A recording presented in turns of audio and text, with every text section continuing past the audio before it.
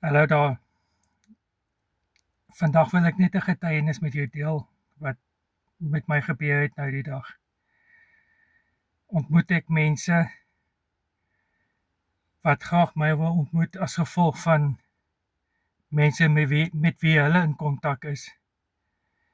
En die persoon sê vir my dat hulle gehoor het van my en my optrede ensovoorts. En hulle wil dit net sien om dit te glo. En die persoon se reaksie was, dit wat vertel was, dit is die waarheid, dis wat hulle optel nou by my.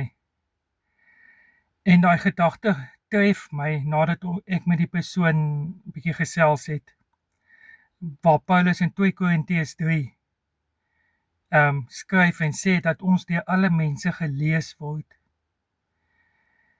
En jy weet, as Christus in ons lewens is, moet dit oorloop na ander mense toe.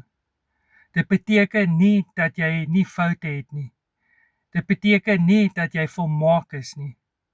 Dit beteken net dat jy Christus in jou lewe het en deel maak van jou lewe. Jesus Christus jou alles is en ander mense dit sien in jou optrede, in jou praat.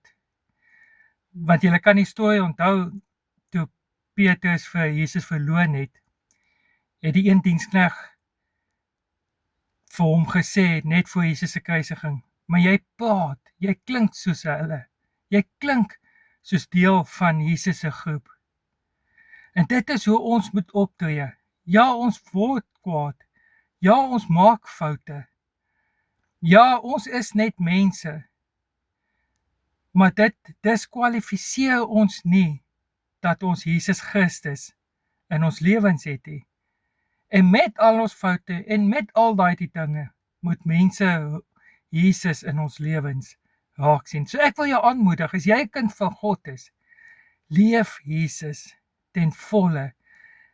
Wees sy ambassadeur, wees sy brief waar hy op jou hart geskryf het en ander mense dit kan raak lees. God bless.